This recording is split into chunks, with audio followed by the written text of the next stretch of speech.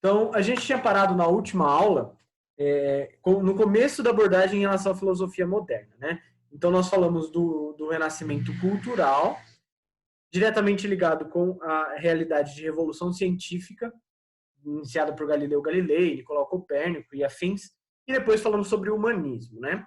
Aqui, especificamente, a gente vai começar a falar sobre os filósofos empíricos, dando continuidade a essa filosofia moderna, mas a gente vai ter que relembrar alguns pontos também quando formos falar deles. Bem, a gente sabe, então, que a filosofia moderna é a filosofia, basicamente, da Idade Moderna, que vai de 1453 d.C. até 1789. Né? Tudo que vem depois é filosofia contemporânea e tudo que vem antes é filosofia medieval.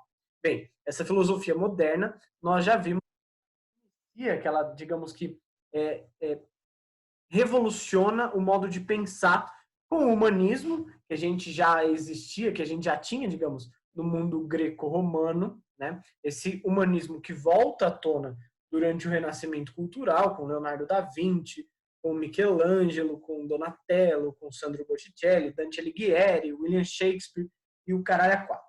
E em relação à filosofia aplicada mesmo, nós temos lá Nicolau Maquiavel com a ciência política, nós temos outros pensadores, como o próprio Francis Bacon e o Thomas Hobbes. Bem, é importante nós citarmos que nesse contexto vão surgir duas grandes correntes filosóficas, e aqui a gente vai começar a abordar uma, mas que a gente vai dar mais atenção à corrente em si mais tarde, certo? Então, o que a gente pode começar falando em relação a esses dois pensadores? Bem, Francis Bacon, ele é comum lá, vive grande parte da sua vida no século XVI, então de 1561 até 1626, o comecinho do século XVII, né? Ele é considerado um dos primeiros filósofos empíricos nessa realidade do contexto moderno, né? Bem, se a gente for levantar um contexto histórico da época em que Francis Bacon viveu, a gente pode falar que é um período, ele vive num período pós-renascimento cultural e pós-revolução científica. Então, nós já passamos por uma grande transformação, digamos, do ponto de vista filosófico, uma vez que Galileu Galilei já tinha colocado em prática uma grande revolução na área da ciência, diretamente ligada com a Igreja Católica, né? E por um outro lado, nós temos lá o Nicolau Maquiavel já revolucionando também a política, criando a ciência política e uma nova abordagem da ciência, digamos que da filosofia relacionada à ética, né? Uma vez que ele questiona a ética e a moral de um príncipe, de um rei, assim por diante, de um líder, sobretudo, né?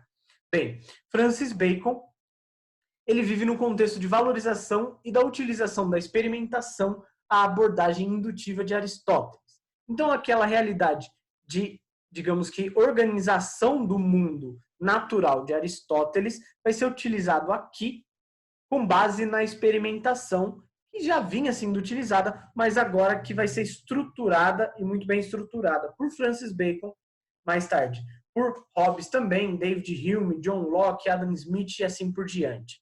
Os grandes filósofos empíricos, certo? Então vamos lá. Quais são as principais características filosóficas de Bacon?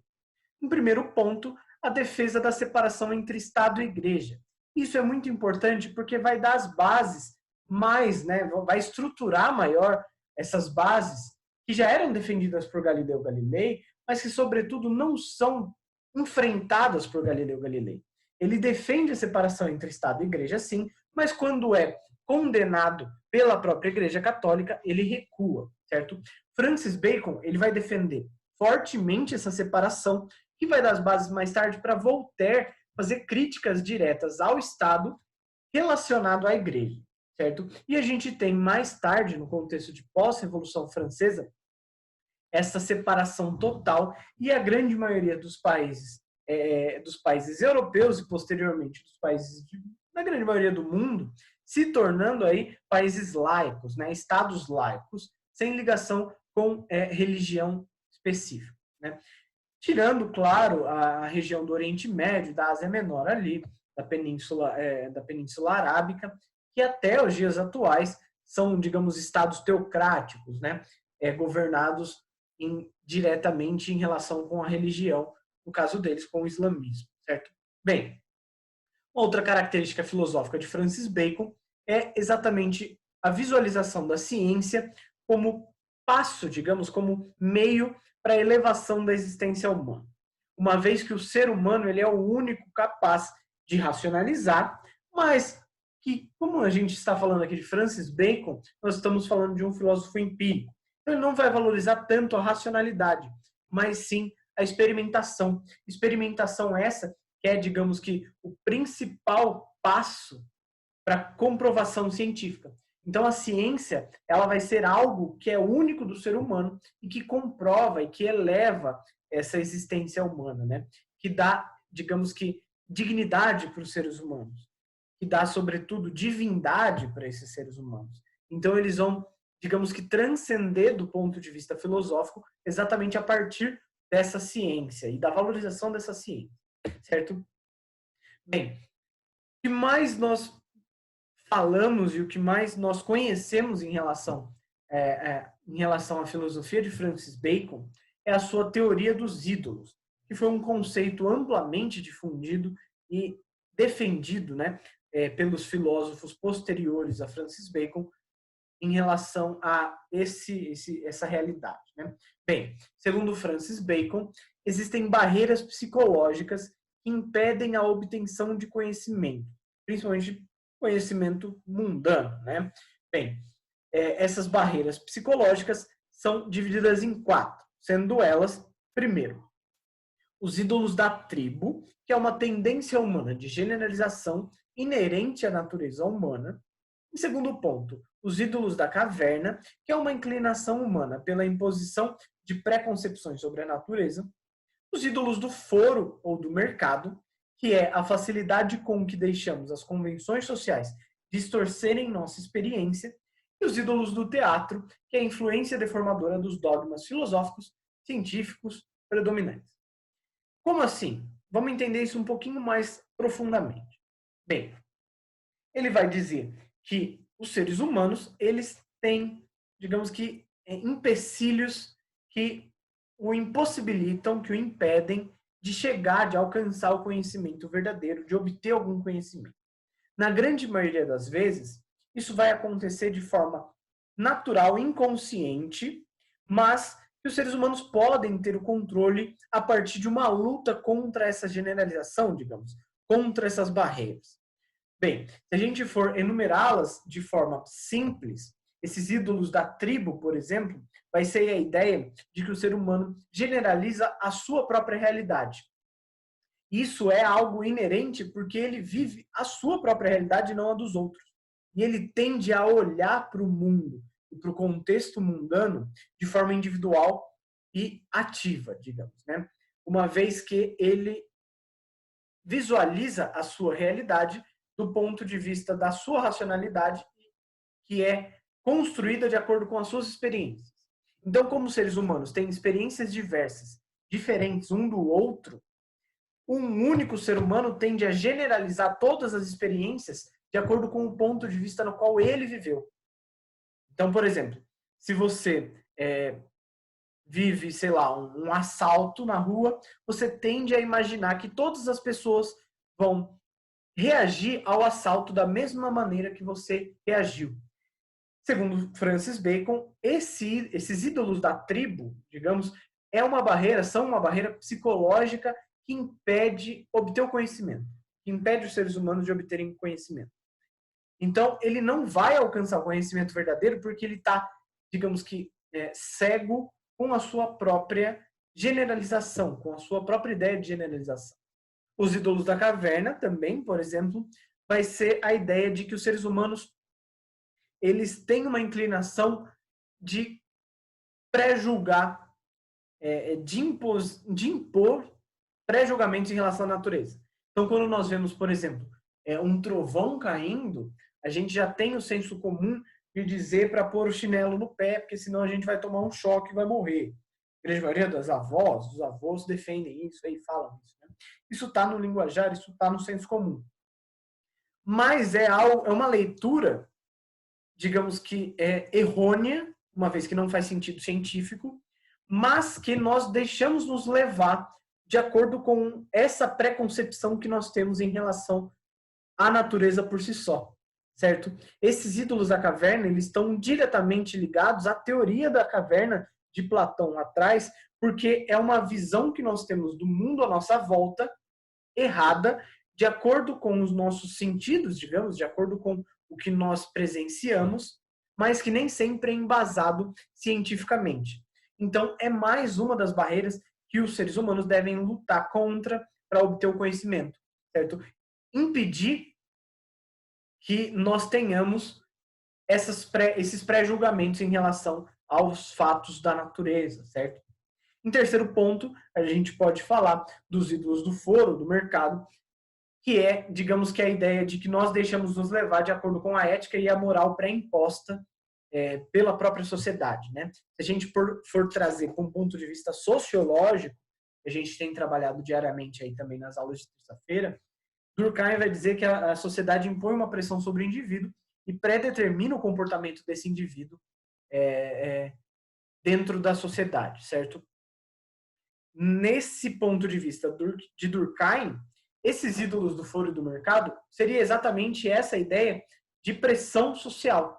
Ou seja, nós deixamos que as instituições sociais, que a moral e a ética, ou as convenções sociais, já determinadas na sociedade, distorçam a nossa experiência. Então, a gente vai visualizar algo que vai acontecer na nossa vida de acordo com a convenção, de acordo com a ética já existente dentro de uma sociedade. É o mesmo que acontece se a gente for pegar, por exemplo, quando a gente visualiza qualquer experiência mundana, né? Sei lá, quando alguém xinga outra pessoa na rua, você tende a pensar de que aquilo já é uma briga, mas aquelas pessoas podem ser amigas e que estão se relacionando, enfim. Então, são as convenções sociais, é a ética e a moral social que distorce a nossa experiência e que faz com que nós visualizemos aquilo de forma errônea também. Certo? Então, nós temos que impedir que isso aconteça. E, por último, os ídolos do teatro aí, que vem com os dogmas filosóficos e científicos. Então, é quando você já tem um conhecimento filosófico, quando você já tem um conhecimento científico e você deixa a sua experiência ser literalmente deformada de acordo com aqueles dogmas. Você vive algo e você pensa esse algo de acordo com aquela sua corrente filosófica preferida, ou aquele seu pensamento, até religioso, a gente pode citar aqui, um pensamento religioso que nós temos, ou de acordo com algum fato científico que a gente viu recentemente, mas que não necessariamente está diretamente ligado com aquilo que você acabou de experienciar. Né? Então, esses ídolos do teatro seria aquela ideia de que nós deixamos nos abalar, deixamos deformar as nossas experiências de acordo com o conhecimento prévio que nós já temos, certo? Conhecimento esse embasado, sim, mas que não necessariamente reflete exatamente a realidade, conhecimento por si só, certo? Então ele vai concluir que, para ele, o cientista deve lutar contra todos esses ídolos para adquirir o conhecimento concreto sobre o mundo, né? Então, o filósofo, o cientista, ele só vai alcançar esse conhecimento de fato, alcançar essa verdade absoluta de fato, se ele quebrar com todas essas barreiras, né? Se ele impedir que essas barreiras sejam desenvolvidas, beleza? A gente pode dizer também que o seu pensamento, a sua filosofia, ela é resumida nessa ideia aqui, de que o conhecimento científico ergue-se sobre si mesmo, ele avança firme e cumulativamente, descobrindo leis e tornando invenções possíveis, permite que as pessoas façam coisas que não poderiam ser feitas, portanto, conhecimento é poder. Quanto mais você conhece, quanto mais conhecimento você adquire, mais poder você tem.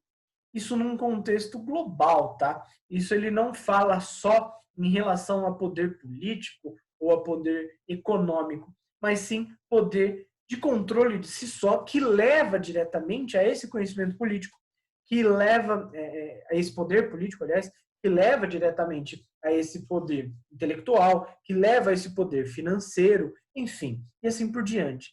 Nós sabemos muito bem que quando nós temos uma facilidade para adquirir conhecimento, quando nós temos um conhecimento avançado, obviamente nós temos uma maior facilidade para adquirir uma vida financeira melhor, porque nós conseguimos racionalizar os nossos caminhos de acordo com as nossas experiências que nós já vivemos e de acordo com o nosso próprio conhecimento.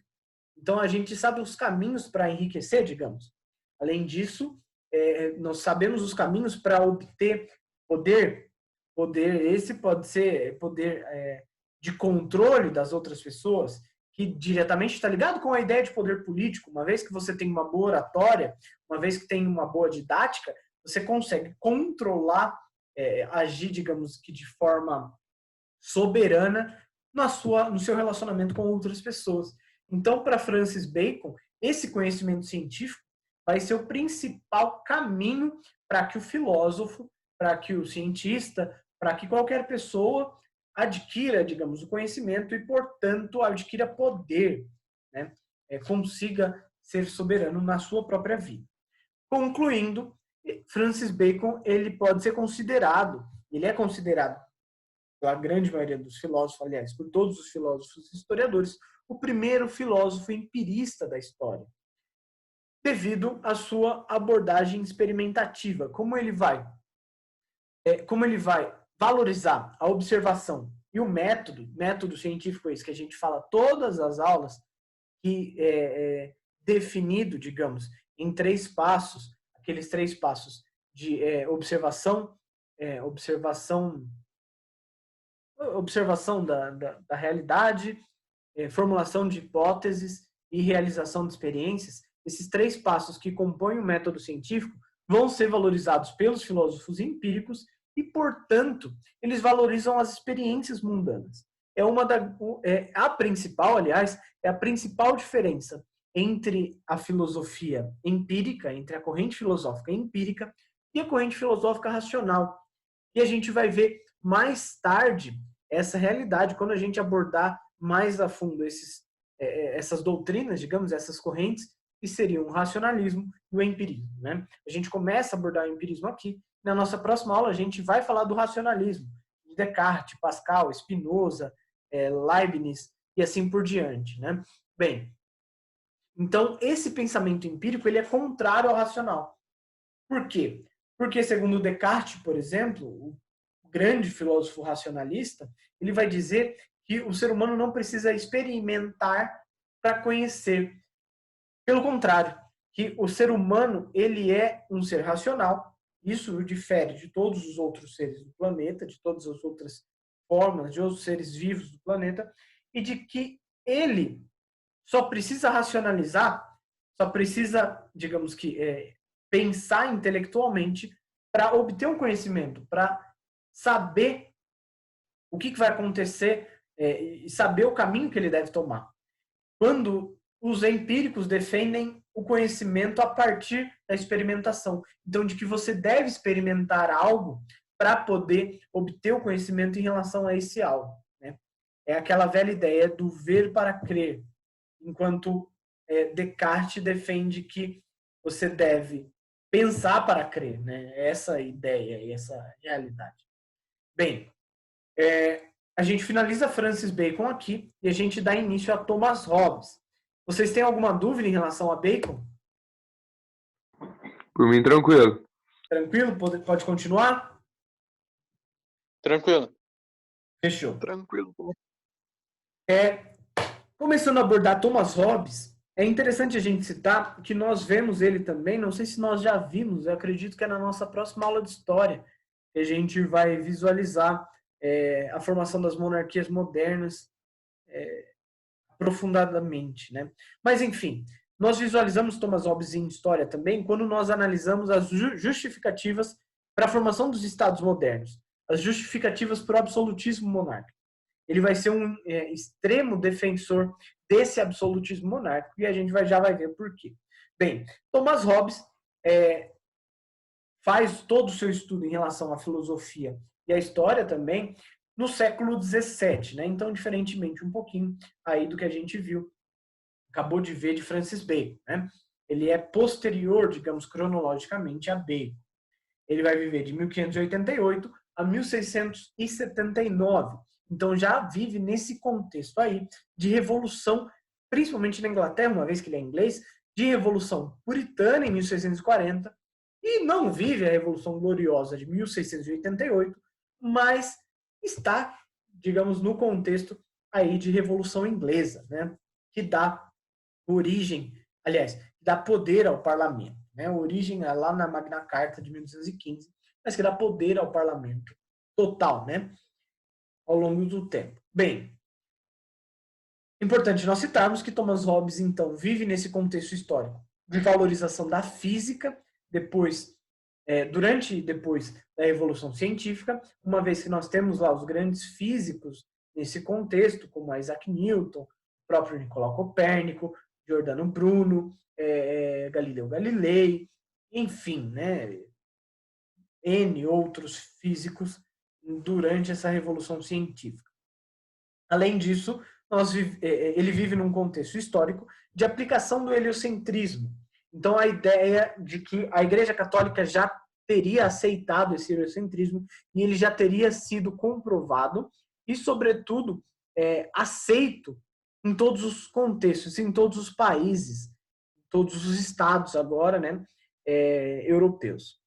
E da criação do empirismo, que nasce lá com quem a gente acabou de abordar, com Francis Bacon, e que vai ser desenvolvido por Thomas Hobbes, posteriormente por Hume e mais tarde por Locke e Smith, né?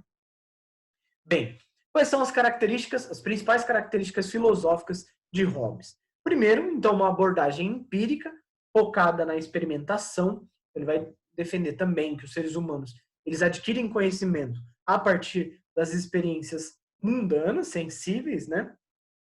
Ele vai defender o fisicalismo, a teoria de que tudo no mundo é exclusivamente físico na natureza, palpável, portanto, né? Não existe, digamos que, a ideia de metafísica aristotélica, aliás, metafísica platônica, socrática platônica, uma vez que não existem dois mundos, e tudo é físico, tudo é físico. A ideia de que tudo é palpável, portanto, né? Tudo é matéria.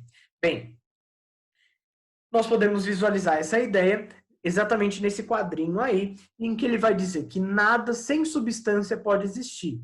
Então, tudo no universo é físico. O ser humano, portanto, é inteiramente físico. Ou seja, o homem é uma máquina. E a gente vai entender isso mais a fundo de acordo com a sua estrutura do pensamento. Bem, uma das suas frases mais conhecidas é a de que o que é o coração se não uma mola? E os nervos, se não várias cordas? E as articulações, se não várias rodas, dando movimento ao corpo inteiro. A ideia de que o ser humano nada mais é que uma máquina da natureza que vem nesse contexto aí, nessa ideia de experimentação, certo? O ser humano é uma máquina que experimenta e que adquire conhecimento de acordo com essa experimentação. Ou seja, o ser humano não tem, digamos que, a racionalidade por si só é algo que faz parte da própria máquina, né? Ele não tem algo que vai além do físico. Ou seja, além dos sentidos, dos pensamentos e da série de pensamentos, a mente do homem não tem outro movimento. Ou seja, é parte dessa máquina. É mais uma das ferramentas, mais uma das engrenagens dessa máquina. É algo físico e, digamos que, natural, mundano, certo?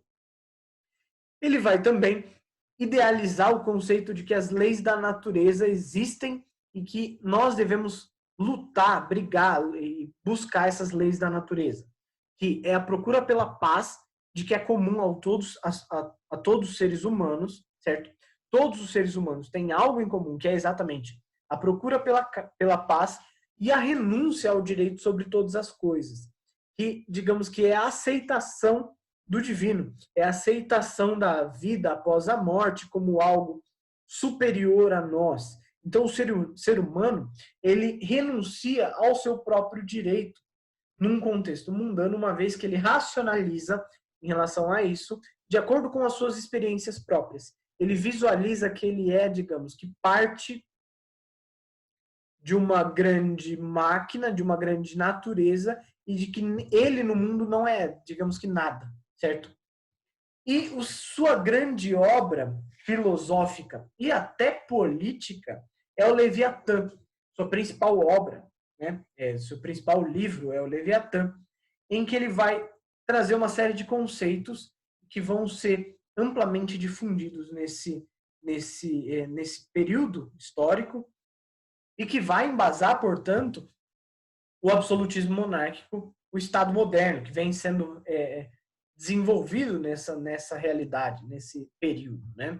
Vale a gente lembrar, por exemplo, que o Estado moderno ele nasce no século XIII, XIV, sobretudo no século XV. Se a gente for pegar Portugal, é o primeiro país, primeiro Estado moderno a ser criado como absolutismo monárquico, com Dom João I, João de Avis, em 1385. Né? É o primeiro país, digamos que unificado, independente, posterior ao feudalismo, ao fim do feudalismo. Né? E a gente pode citar também a França, que se forma em 1453, com o fim da Guerra dos 100 Anos. A gente pode citar a Espanha, que forma em 1492, com a unificação dos reinos de Castela e Aragão, com Fernando de Aragão e Isabel de Castela.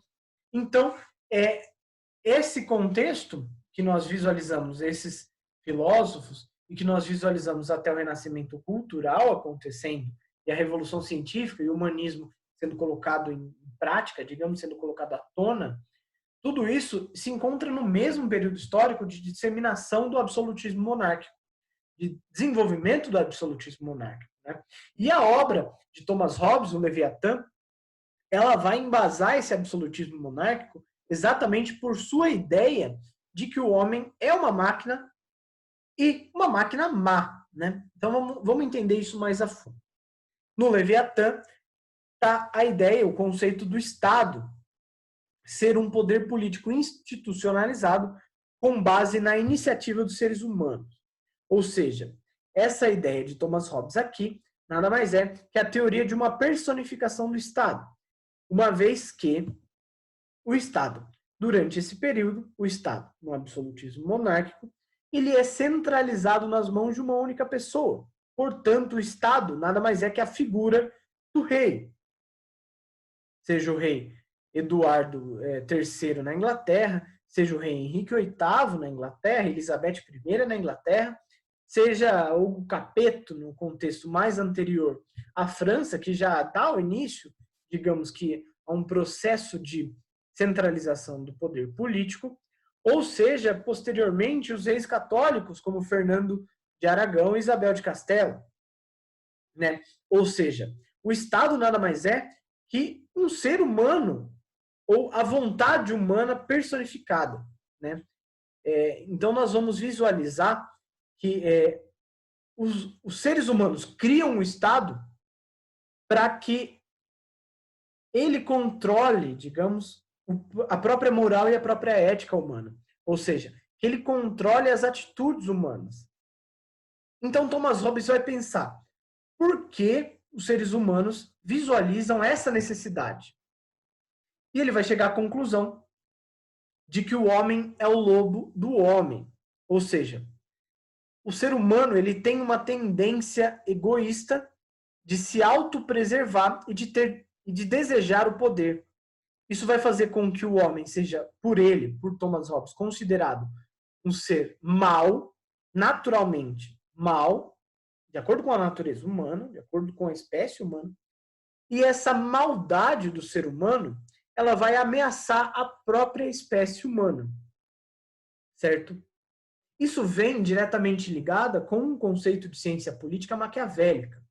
Ou seja, com aquela ideia de que os fins justificam os meios e de que o bem sempre que possível, mas o mal, se necessário, de Maquiavel. Por quê?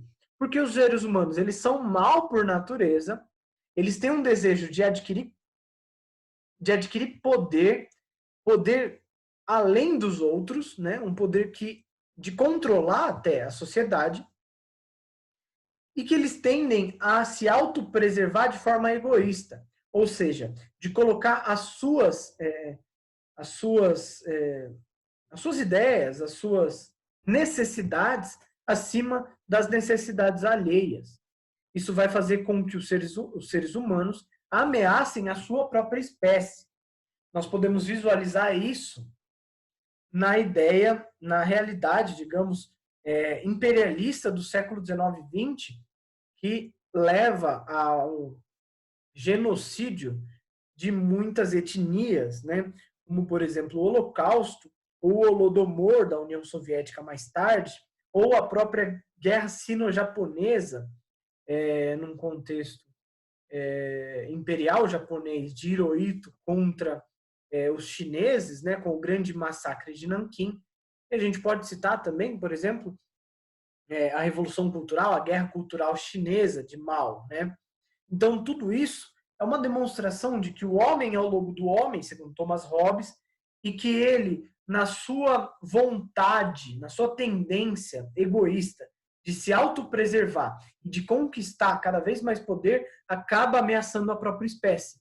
Ou seja, frente a isso, ele necessita de uma pessoa que regule as ações estatais, que regule as leis e, sobretudo, a ética e a moral humana, levando ou impedindo os seres humanos de demonstrar sua verdadeira face, uma vez que ele deseja poder, uma vez que ele é egoísta. Então, quando nós temos, segundo Thomas Hobbes, e até segundo Nicolau Maquiavel, e outros pensadores que vão defender o absolutismo monárquico posteriormente, segundo essas pessoas, quando nós temos uma única pessoa no cargo, digamos, uma única pessoa com o poder político, no absolutismo monárquico, essa pessoa ela vai ser incumbida de todo o poder político, ela vai ser incumbida da violência e do controle da violência de acordo com o Estado, com a utilização do Estado, né? Então ele vai poder impedir de forma violenta, de uma ameaça constante, com uma ameaça constante, de que os seres humanos tenham comportamentos desviantes, certo? Então a gente pode concluir que esse pensamento de Thomas Hobbes faz com que o absolutismo monárquico seja cada vez mais difundido, propagado, que vai levar mais tarde à centralização do poder total no contexto europeu, que vai ser quebrado só em 1789, na Revolução Francesa, mas que posteriormente, com a Santa Aliança, vai ser retomado o absolutismo monárquico e que vai cair bem mais tarde lá no contexto de defesa do republicanismo, né? Posterior aos iluministas, com a defesa, com o ganho de poder, digamos, da burguesia, poder político da burguesia, e consegue subir, digamos, ascender ao poder e quebrar essa estrutura absolutista, uma vez que a burguesia é interessante, né, para ela que o Estado não intervenha na economia. E quando a gente fala de absolutismo monárquico, nós falamos de monopólio comercial, nós falamos, sobretudo, de interferência estatal na economia, intervenção estatal na economia, né? Então, quando a gente tem a burguesia ascendendo, nós temos, ao mesmo tempo, o capitalismo sendo desenvolvido, junto do liberalismo econômico de John Locke e de Adam Smith, com a ideia da mão invisível e a defesa da não intervenção do Estado na economia, e aí nós temos a quebra desse absolutismo monárquico, né? Enfim, galera, por hoje é isso. Vocês têm alguma dúvida para levantar aí em relação a Hobbes? Em relação a Hobbes, ou a Bacon, ou aos dois? Ou a gente falou também de Maquiavel, falou coisa pra caramba nessa aula. Vocês têm alguma dúvida aí? Tranquilo. Tudo sossegado? Tranquilo, Johan? Tranquilo, Vitor? Tranquilo. Tranquilo, professor. Fechou. Então, galera, por hoje é isso. A gente tinha mais 3 minutos aí para tirar umas dúvidas. Mas como não tem nenhuma, a gente finaliza por aqui, beleza? Beleza. Então, até amanhã. Amanhã a gente tem aula de sociologia aí. A gente dá continuidade ao conteúdo de sociologia, trabalhando mais uma sociologia contemporânea e já dando início à abordagem por temas, né? Mudando um pouquinho o foco aí na realidade da sociologia. Beleza? Qualquer dúvida que vocês tiverem posteriormente, manda para mim no WhatsApp aí. Essa aula já vai estar lá daqui a pouco. Vou postar o vídeo no YouTube e eu já mando lá, junto com os slides. E até amanhã, galera. Valeu pela atenção aí. Falou, professor. Falou, Abraço. abraço. Tchau, tchau. Boa noite.